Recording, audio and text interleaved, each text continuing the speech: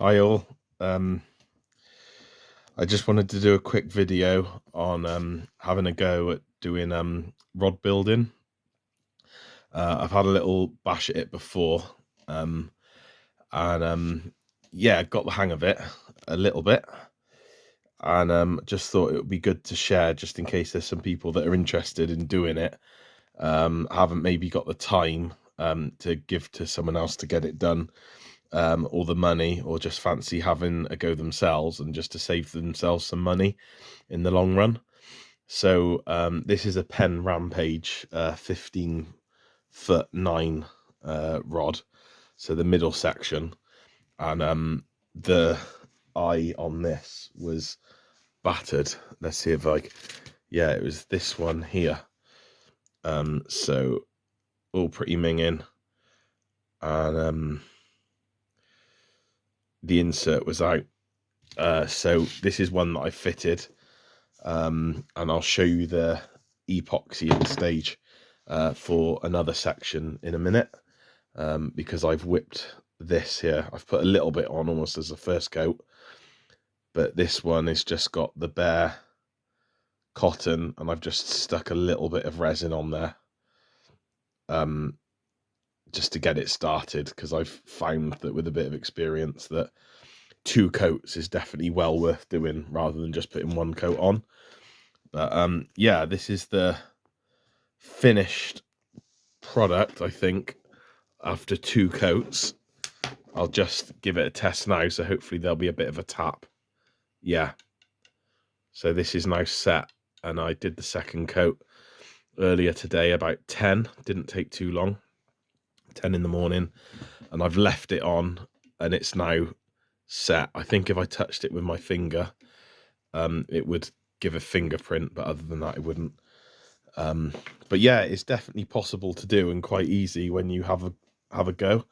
I'll send the link or mention to you the video that I watched of someone doing a rod in every stage, rebuilding it, and I found that really, really useful. And the guy there explains how to do it and to mix the resin and stuff. But I did actually have a go with the Simo 2-pack, where it comes in a 3-pack, and it's on Veals mail order and other online stores on eBay for about £12.99, maybe £15.99 sometimes.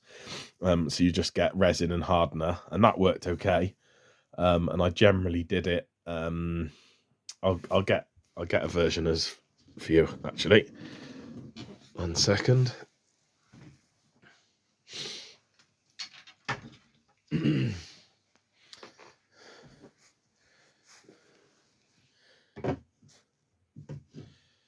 Here it is. So this is my first ever eye that I did. That there is just epoxy. It's the Simo build, but the resin would have worked absolutely fine. This is probably about 8 years old now, but I didn't use a turner, so I just let it go on, a fairly thin coat, and then just kept turning it around every half an hour until it stuck, and it seemed to work okay. So that's the job. And then more recently I learned that in order to get that nice beveled look, like this one, you need to do a turner. So rather than having all the kit and spending a load of money on that, I just wanted to get the actual rod done. So first things first, well, for the dryer, I looked up online and found out that you can use a microwave motor. So this here is a microwave motor. I've just built a little wooden piece that goes upright. The microwave motor is on a bracket there on that bit of the wood, and then I've got a little socket, because a socket fits when you've got that small socket drive insert, and it's like a 10mm socket, and that goes into most rods, and then a bit of tape on the outside. That's done the job for me. That turns at the right number of revolutions per minute, and then the rod turns.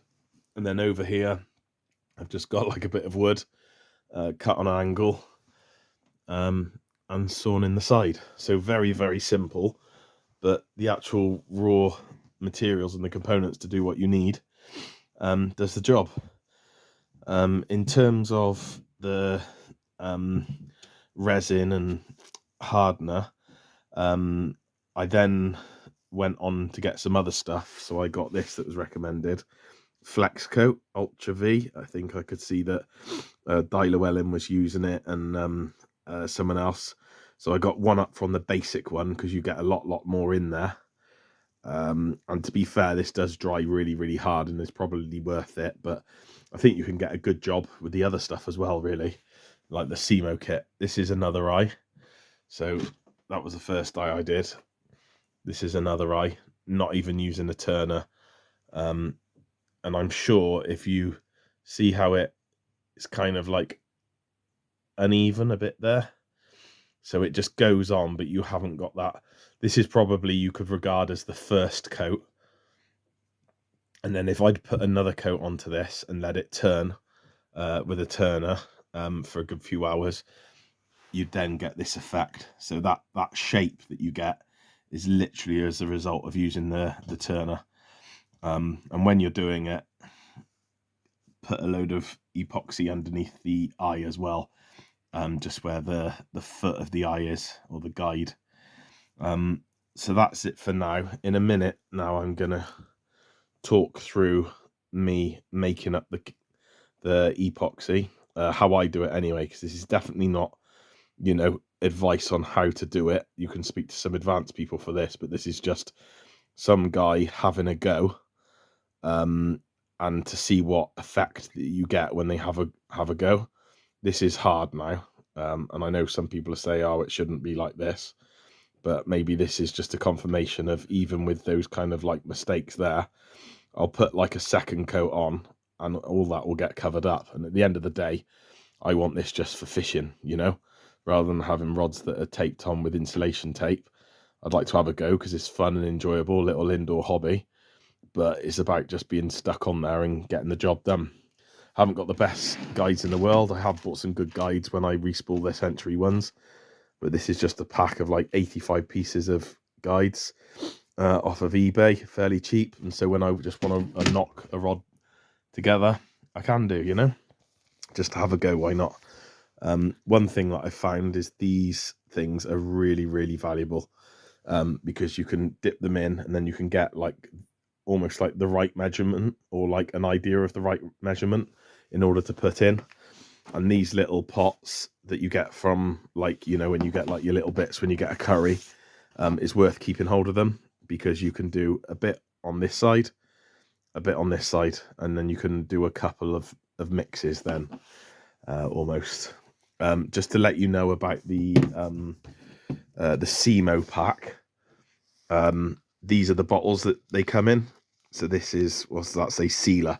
So it's basically PVA glue. The sealer is just PVA glue, but there's another one that says epoxy and the other one says hardener. So when you see the pack on eBay or Veals and it's like this and it's Semo, that's like that standard basic pack that people get. And yeah, it's great, really.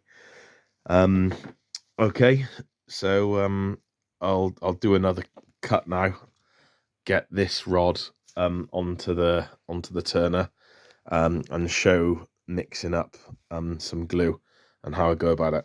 All right. Okay, hi guys. So that's the camera in position. So this is the next rod, and that's the guide that I'm going to do. So I'll just set everything up and then you'll be able to see in real time how I have a bash at it, basically. And hopefully it'll inspire some people to have a go, because if it's not perfect, then you can just have another go, you know. Take it all off once it's set with a Stanley blade and start again. So first up, I'll get these and these. And as I say, this is definitely not a how-to video of how to do it, because there's probably loads of bad habits that I've got or things that I'm doing wrong, but I get some form of effect from it. it seems to sort out the guides in some way. So yeah, it seems to be working. So I'll get some of this hardener.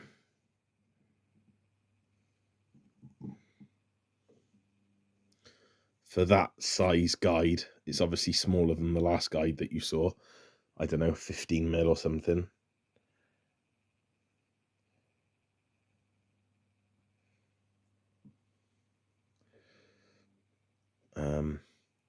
Put about 11 mil of this stuff in. That's probably too much.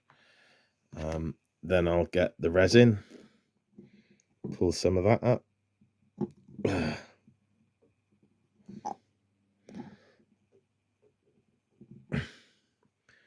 Here we are. So that's a load of resin, bit minging. Now,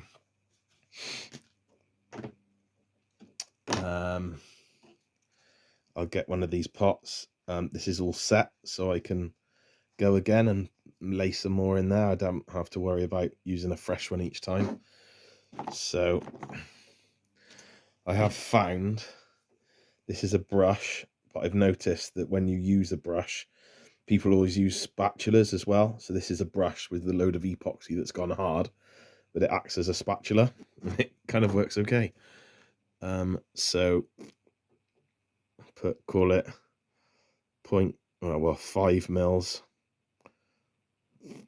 on about 7. So yeah, that's about 7. And this here is 11. So that's down to 7 as well. When you're mixing it, I was so keen before that I mixed it like mad, and I ended up creating a load of microscopic air bubbles, and those air bubbles wouldn't go away, but they weren't air bubbles that you could see and get rid of with a lighter or a candle or a hairdryer. It was literally, it made it like a milky substance, and I put a bottom eye on a Tip Tornado Sport and it just stayed quite milky. It was quite an effect, really, which is cool, but it wasn't what I wanted. I wanted it to be clear. So I found that just go very, very steady with mixing it. Don't go too fast. There's a load of air bubbles in that mix, but most of them come out, and you know, I'm not trying to do a really, really effective job. I just want to get some resin on there and make the rod functional. So that's about as much mixing as I do. I don't know if that's proper, but I'd rather, to some extent, underdo it than overdo it, because you can whip up a bit of a mess. A little bit of tin foil I find has been handy because it drops. And then literally, yeah, I've just got this dodgy brush with a bit of an end on there, see? But it's hard and you can use it. Take a bit of this stuff and then head over to the rod and then just very gently place the rod. I'll show you the link to the guy that shows you how to do it, like a professional rod building guy, but he's brilliant, and he says that really the epoxy is quite malleable, so you can have a good go with it, you know, push it to the sides, go with what works. I'll get a little bit more on there now. That's it, get that. Put the rod on, and it goes on, say, a little bit unevenly, but with time it all spreads out as well. I wonder if I'm going to need some more, but I've got 3 mil in those tubes, which is quite handy. So just wipe that on. I'll take the camera up to you in a minute and show you. The other thing is getting underneath the guides. You need like a little knack for getting underneath the guides. So that's going on. Who knows, this might go on in one coat, which would be good. There's a little bit there where no cotton's been hit. I'll keep getting it over. That should all spread, really. And I don't know if you can see on the right-hand section, there's drip starting to be formed. As it turns round, there's like a drip that gets heavier and heavier. And sometimes it gets so big that it goes to drop off, but other times it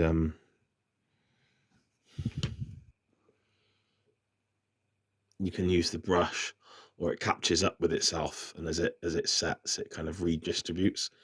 Sometimes I find over here the rod section actually goes separate to the turner, and then it stops turning.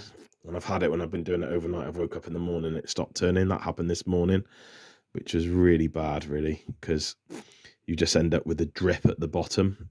There we are. I put the brush over the guide here, and it falls underneath, and that means you've got like a nice clump of resin.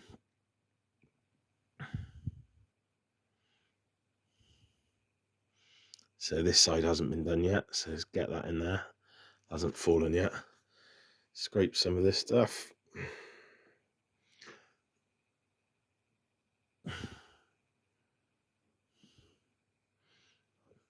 Get that over there.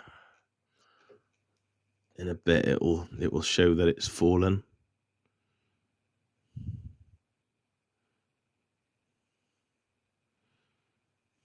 What's that? No, it still hasn't gone. I definitely want a heavy clump, so build some of this up. It's gone quite thin now, or there's not much left. So I'm literally gonna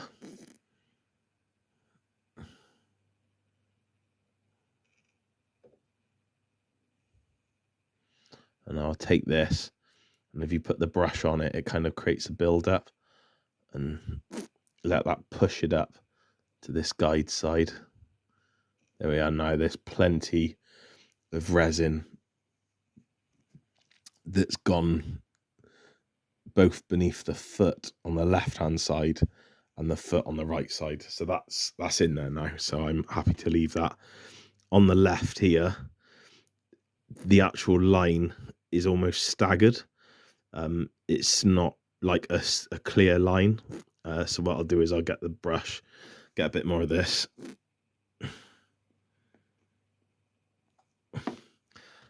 place it on here, and it's fully crossing the metallic thread now. So, you know, it's almost where it shouldn't be. And what that do, just keeping the brush on that section, it almost makes like a straight line, evens it out. The actual turning of the motor and the rod over like about 6 hours helps to create a bit of a straight line as well.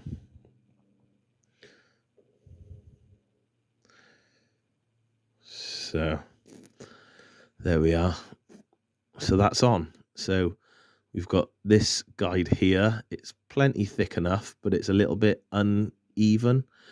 And on this side, there's clearly less resin. Most people do 2 coats, I think. And I think I can see why. Because if you do, you could get away with putting some more on, I think. And it's a bit easier doing that because you can just wait for it to dry and then move on. But it's not the best almost finish. And then if you do 2 coats, the second coat, it just seems to go on lovely. And it's quite a thin coat as well for the second coat because it's all on there. And it almost creates a better shape. So you get that bulbous effect, you know, where it goes like a, I don't know, like an oval. So that's probably pretty good as the first go. Is there much more there? Yeah, so there's not much in there at all left. Get some of that on there, but it's probably just as much coming back onto the brush now, or spatula. So I'll just show you that.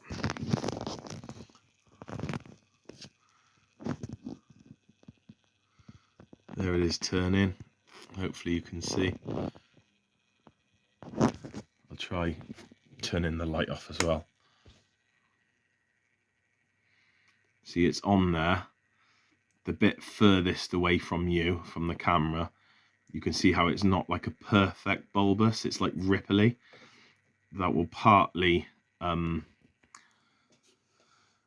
weigh out or even out as it rolls.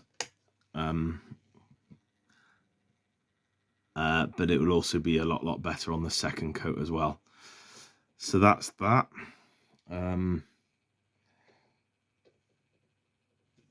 It's a bit of a wobble at this end for some reason. Oh no, that's generally fine as it's turning. So I'll bring you back probably tomorrow morning and put the second coat on. And of course I've got these two that have got like a couple of mil in each. I'll leave that in there and then go from there, if that makes sense. So yeah, see you in about 8 hours. Cool. Okay.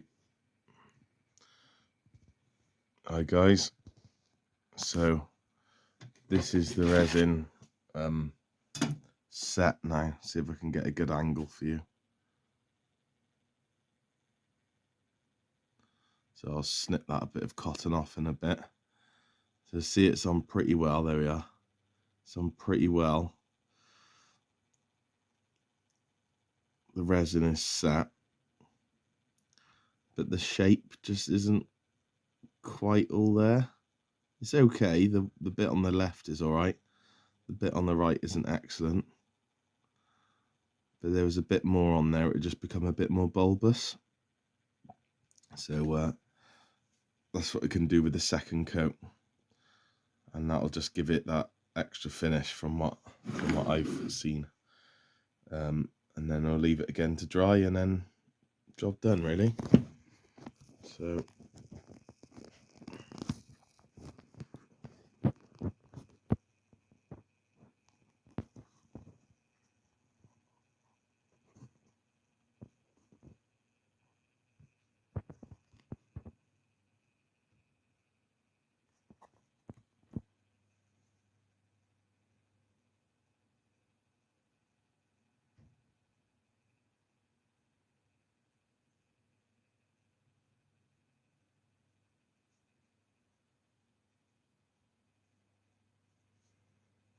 hopefully that's gonna stay. Okay, so I've got some mix here. Again, a bit too much this time. It came out of the pot. My syringes have stopped working. Just give that a mix now.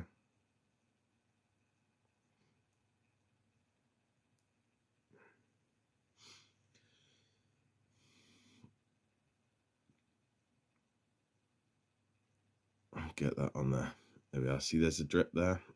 That's a good thing to. This might drip off. Yeah, it's going to drip off. So you can catch it with the brush and then put it on. If you get it thin enough, then it generally spreads. I'm glad you saw that example actually. Sometimes it'll just end up dripping straight down onto the tin foil or whatever you've got below. There we are on this as well.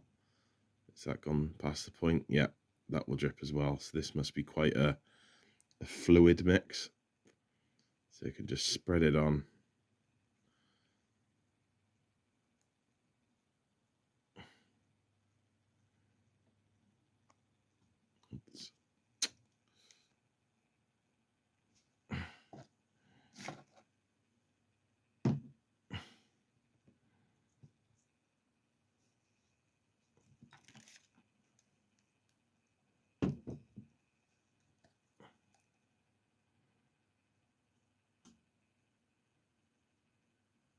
There's a load here.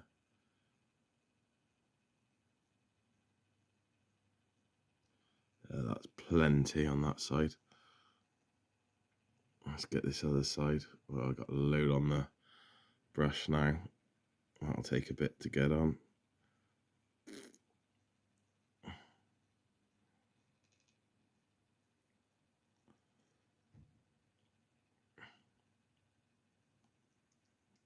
Yeah, that is loads.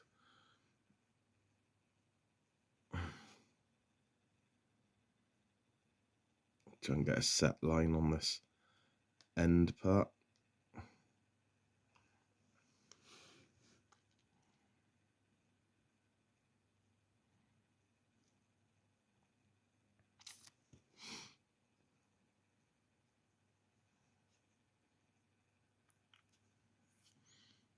And then on the right hand side, there we are. That's probably quite fortunate. There wasn't much or any till on here. So get that on.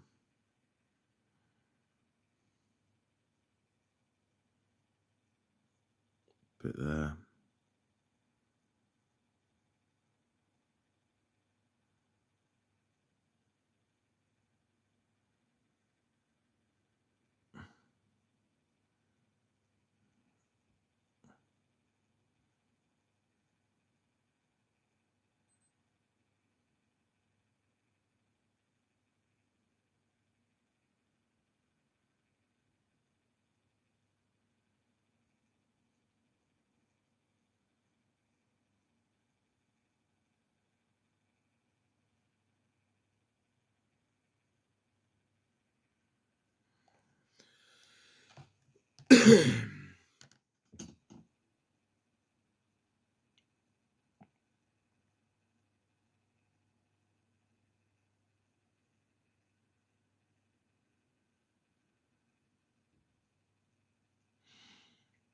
There's plenty on there now. The bit on the left, you can see how it's pretty beveled. The bit on the right could maybe do with a bit more.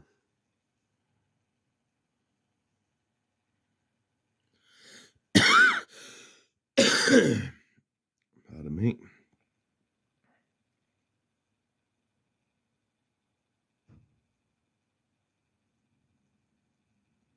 Of course, the more you put off, I don't know if you can see that drip forming there, and that's gone too far.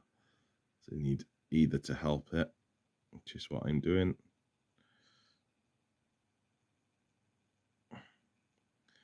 or maybe just to let it drip off. So that's a bit more on that right hand side as well. So really that there looks like plenty on there now. I'll just cap off this end as well.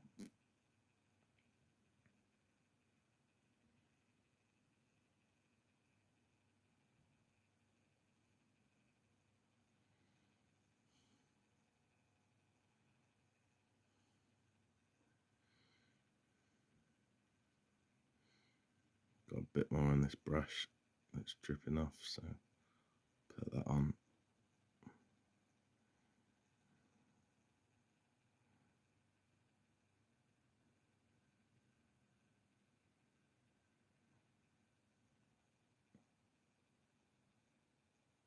Well, that drip that I've just put on is actually merging. I'm not needing to, will it grow and drop off?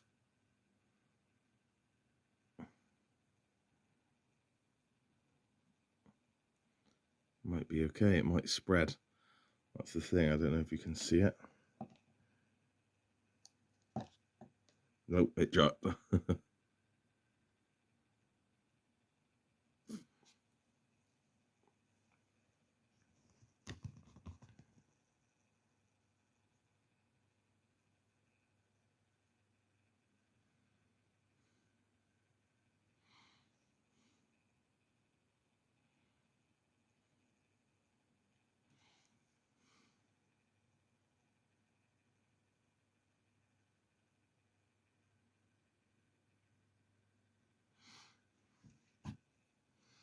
Okay, so see now how the second lot is just really bulbous. I've just really learnt that in the last couple of times of having a go at putting a guide on.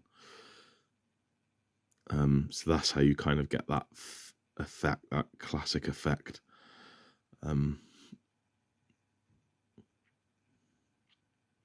So wait another 6 to 8 hours for that to set. And then that'll be it done. So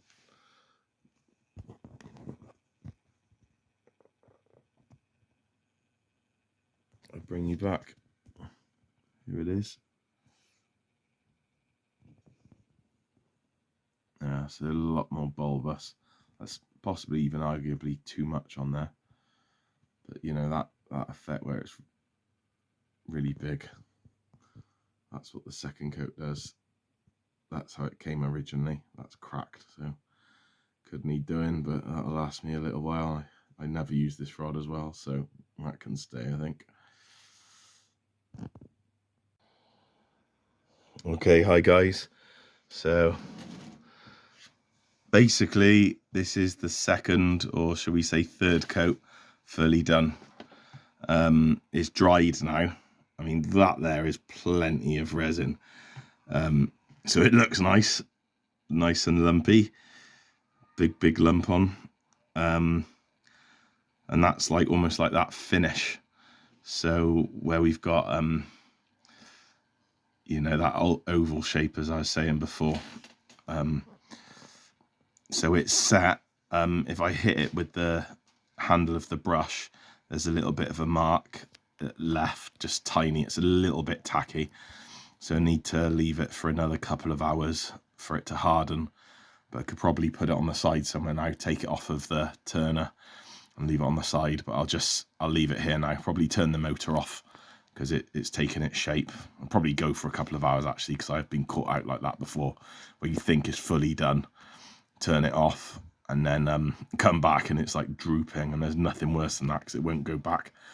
So there we are. That's kind of the eye and that previous eye done. So obviously this isn't like a full-on instructional video of how to do them. You want to be chatting to some experts, but at least it shows that if you have a go and you're willing to have a go and you're willing to make up a bit of a frame with a bit of a plastic table, bit of wood, some screws, screw it into the plastic table, get yourself a microwave motor from eBay, and get yourself some flex coat or the CMO stuff off Feels, and are willing to give it a go, then you can get a good effect.